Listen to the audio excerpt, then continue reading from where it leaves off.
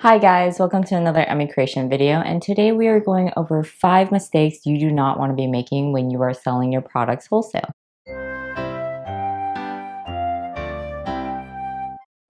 For those not familiar, my name's Emily and I run a small business called Emii Creations where I sell products of my own art. To start off, what is wholesale? Now I will link a how to get started with wholesale video that I made a long time ago. I'll probably have an updated video later on, which I'll also link once it becomes available. But wholesale is essentially a B2B revenue source where you are a business selling to another business. So some examples of stores you may be selling to are small mom and pop retail stores, and it can go as big as Kinokuniya, Barnes and Nobles, Hot Topic, that kind of thing. But they are essentially buying your products at a lower price with the intention to resell it. But if you have any questions regarding wholesales, be sure to leave it in the comments below. For now, we are going to assume you already started wholesaling and give you some 5 awesome tips that will help your business grow. All right, the first mistakes I kind of see a lot or see people go back and forth on is your opening order. So you do not want your opening order to be too low. Before we get to the calculations of how do I set my opening order in general, let me kind of go through reasons for not having your opening order too low, because I know there's some arguments out there of, oh, I just want the shop to have a sample of my product or test out my product or that kind of thing. So first of all, you kind of want to weed out the people that are just buying for themselves. Now, this does happen, and I've even seen it happen at trade shows. So be careful, and opening orders are like a barrier to entry for those type of shoppers. You honestly don't want to be cutting a deal like that because it lowers the value of your brand and your product. Now, as I mentioned before, I know a lot of people want stores to try out the products, but you have to keep in mind, you want your products to also have a strong presence in their store. So stores in general probably have hundreds of brands and hundreds of makers within their one store. You're just one of many. And in order for them to remember you, to value your products, to value your brand, and to want to keep working with you for the long run, you want to present a good collection of your stuff so that they are impressed with not just 1 or 2 products, many of your products. Along those lines, you also want your store to invest in you so they have that recognition of your brand and they love your brand. And the only way to do that is to have enough of your brand there so that they just not remembering like, oh, those 1 or 2 stickers sold well, but instead they're like, Emii Creations so well as a whole in my store. I should look into what other products she has or what new stuff she has. And the third thing for opening orders is also important to consider your working hours and how much you want to pay yourself. So this kind of filters into how we calculate our opening orders as a whole. And let me give you a little bit of formula. Hopefully you have something to write on so you can jot down if you need it. So for opening orders, I will go over reorders as well. What I usually do is 10 to 20% of my best selling product line.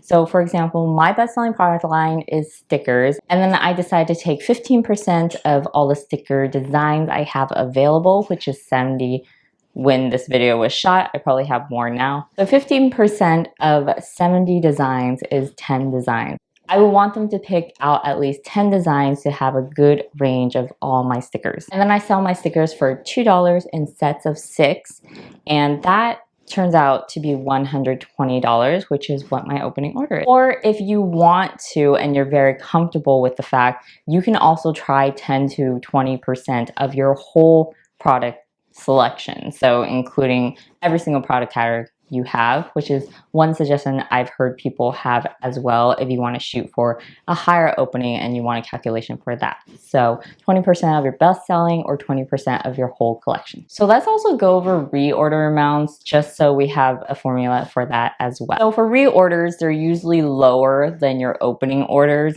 Usually the way I personally calculate it is how much do I want to get paid for the minimum effort order I get from wholesale.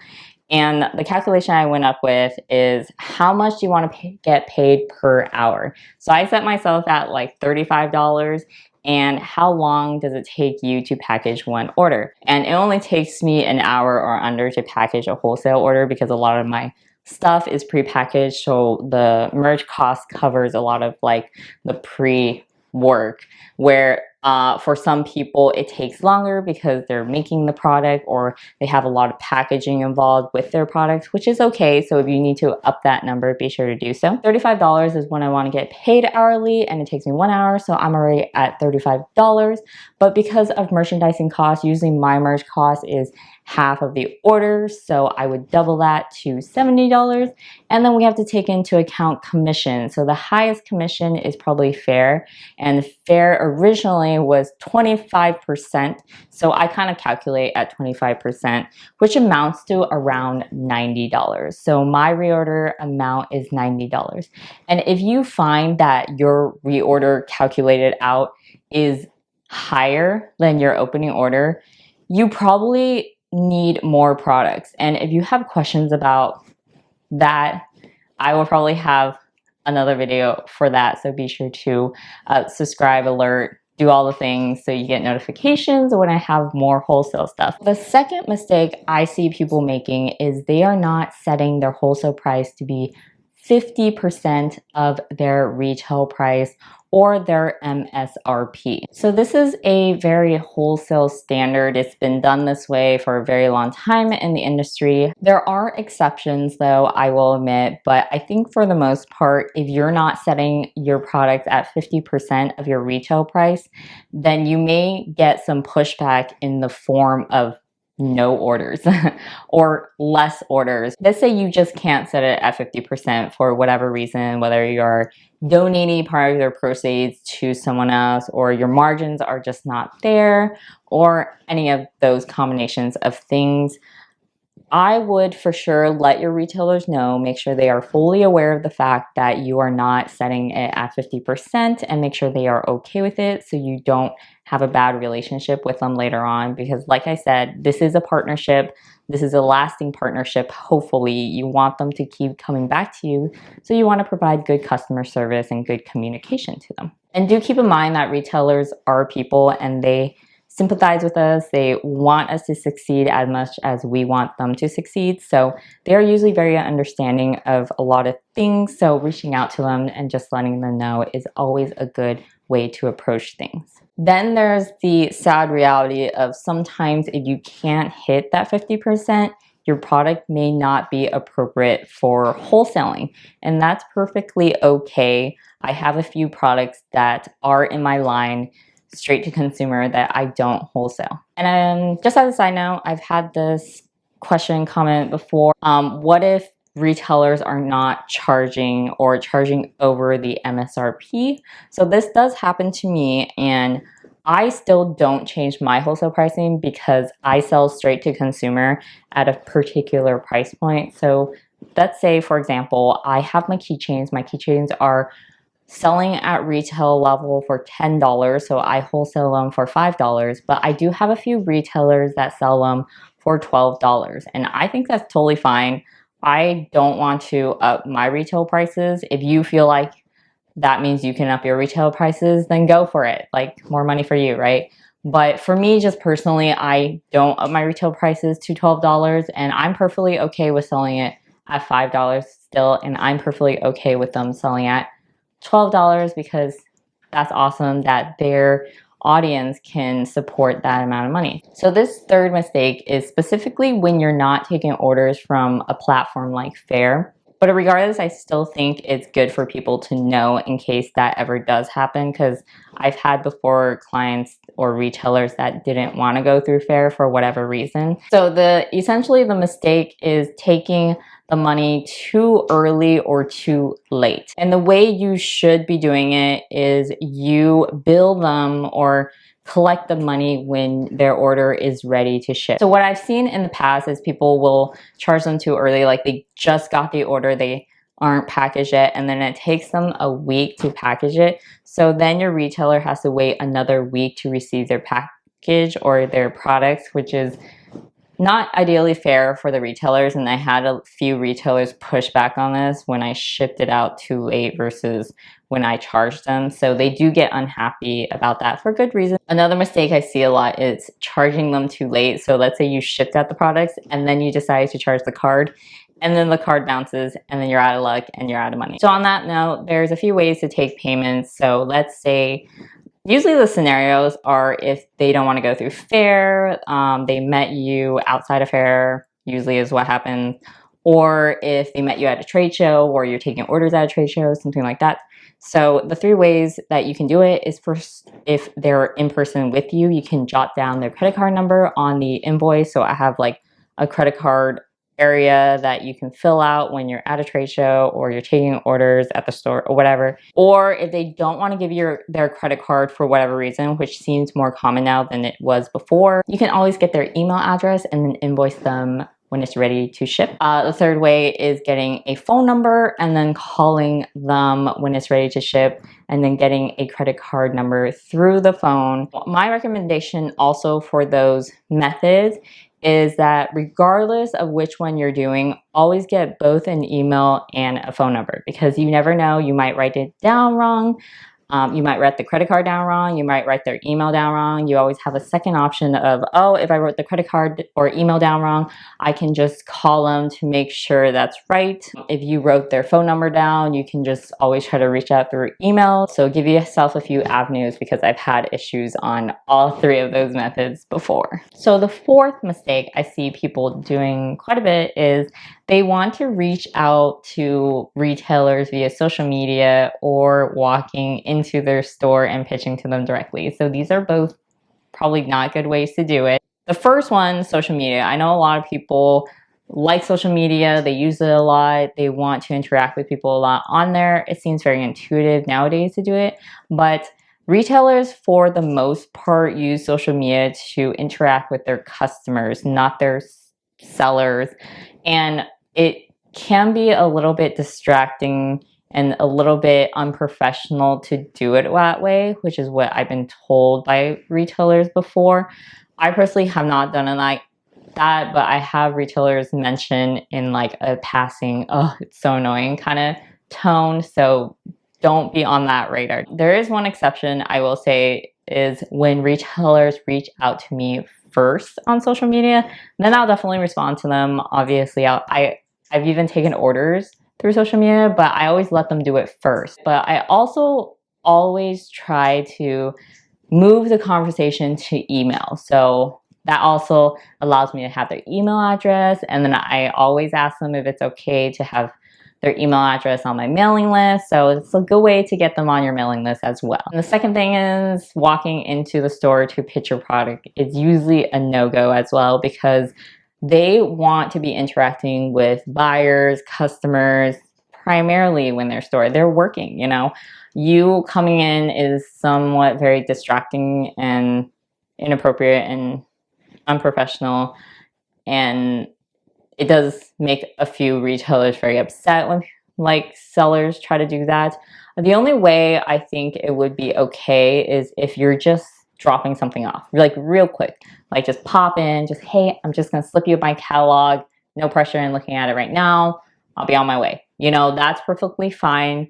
The other way is if you contact the retailer in advance to be like, hey, I'm gonna be in the area, is it okay if I pop in and show you some of my stuff to see if it'll fit on your thing, if it'll look good in your shop?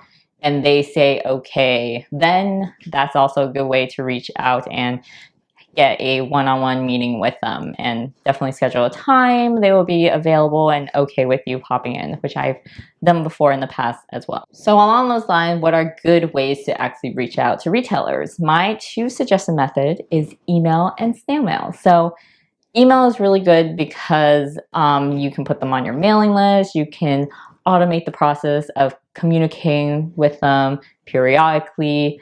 But I do want to caution, for emails, you have to have their approval for them to get on your mailing list. So don't just pop them on your mailing list once you find an email. That is not okay. It's also against the law to do that.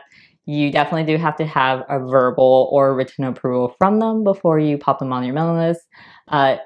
Like written out emails is okay. Like definitely if you're just cold pitching, you can be like, hey, this is me, this is how I found you, would you be interested, that kind of thing. And snail mail is also a good method as well. A lot of retailers say they almost prefer that because nowadays they probably get way too many emails. Some retailers have told me they get like hundreds of emails a day, which is insane to me. So if you don't want to get lost in the sea of emails, snail mail is also a great way to do it. And usually it is okay to send to the store. So if you not sure where to ship it or you're getting worried about that, just ship it to the store. That's usually fine. All right, the fifth and last mistake I see people making a lot is not following up with their retailers. So like I mentioned, this partnership should be a long-going one, something you nurture and make sure is going to be a lasting relationship. And when I mean follow up, it doesn't mean like reaching out to them and be like, how did my stuff sell? How did things go? Like, did you get my order? Not like that. You want to provide value, you know, like when you're emailing just to receive feedback on things, only you are getting something out of it. You want this to be an equal partner relationship. So you want to provide value as much as you want them to provide value to you. So a few good subjects. For me, I like to give my retailers free to use images. So maybe right after they get their stuff, I'll also touch base, be like, hey, just making sure everything went okay. If you need free to use images, here's the link for it. Feel free to use it on your social media, on your website, that kind of stuff.